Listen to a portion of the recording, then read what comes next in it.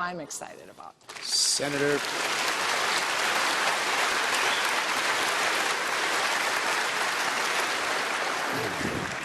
You don't have to. No, this is, I thought about trying to fulfill your obligation of some confession, and no, that's coming up next. And I was the author of the Partial Birth Abortion Ban Act, and was remember being on the floor many, many nights talking about all of these children who were disabled, who were the target of partial birth abortions. Children who were found late in pregnancy to have a problem, and mothers wanted to have a late-term abortion. And I would go on for hours and hours and hours and talk about the courage that parents would have to fight just so their children could be born. After I left the United States Senate, Karen and I were blessed with another child. We'd been trying for a long time. Now, I know with 6 children, you think you're trying for a long time after 6. We had. And we discovered joyfully that we were expecting another child. Right toward the end of the pregnancy, we found that there might be some problems.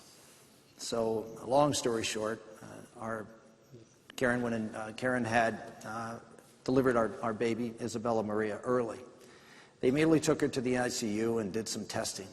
4 or 5 days later, they told us that she had a fatal condition. Was going to die.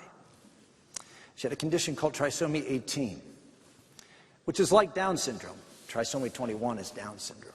It's trisomy 18, which is far worse. They said she's lucky to be alive. Only a 10% survival rate at birth. And of the children that survive, 90% die in the first year, most in the first few weeks or months. Well, we decided to do everything we could. She was our daughter. We were going to help her. And she did well. She sailed through the NICU, and after 10 days, we decided there's nothing more they could do for her, so we took her home.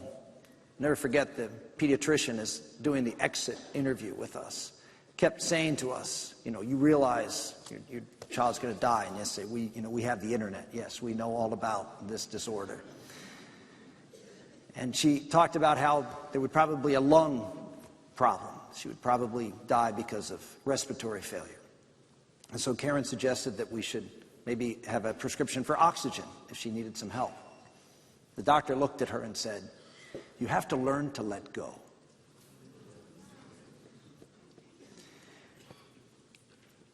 I said, "All we're asking for is oxygen." And he said the same thing to me.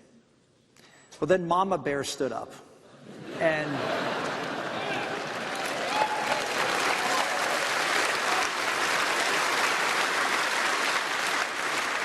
so after we got the prescription for oxygen, we left and went home. We went home on hospice care. Little Bella did amazingly well for the first few months, but then she got a cold. She got sick. And that's a killer for children like this. And it was for her in the sense that she quickly went downhill, and before we knew it, her heart had stopped. She had stopped breathing.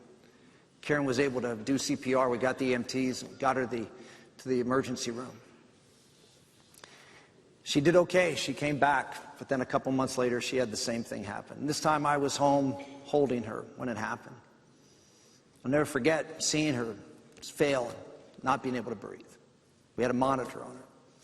She finally stopped breathing, and I put her on the bed, and I tried to do everything I could to try to get her to start breathing again. The next thing I know, Karen comes knocking me out of the way with an ambu bag and does CPR, and she comes back again. We went to the hospital and with the emergency room. And there she is laying on the table. She's about 5 months old. And she has her hand out on the emergency room gurney. And I went over and I reached out and held her finger. For the 5 months leading up to this, I had been the rock in the house. I was the guy that held everything together. Karen would always ask, "How can you be so..." I said, "Well, this is how I deal with things." And it was a lie. It was a lie.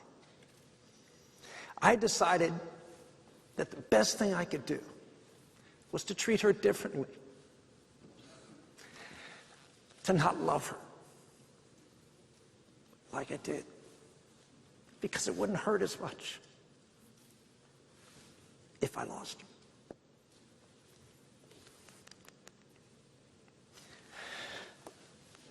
I remember holding that finger, looking at her, and realizing what I'd done. I had been exactly what I had said that I'd fought against at the partial birth abortion. I had seen her as less of a person because of her disability. I prayed that moment, please, please let her live. I promise. I'll do everything to commit to her, and not just her, but to every child like her. She made it. I remember walking out of the emergency room and I got a phone call from my 13-year-old daughter. Now, she was 10 at the time. And she said, "Is Bella all right?" I said, "She's doing fine. She's hanging in there." She said, "Dad, Mama saved Bella's life." I said, "Yeah, I know." And she said, "Dad, you didn't do anything."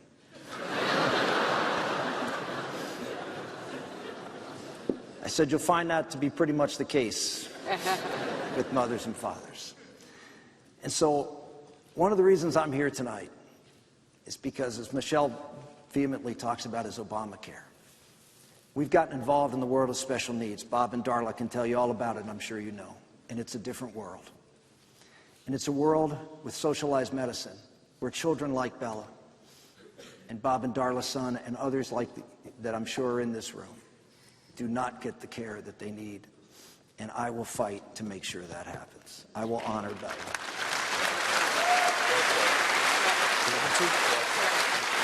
Do you want to ask? Do you want to answer this?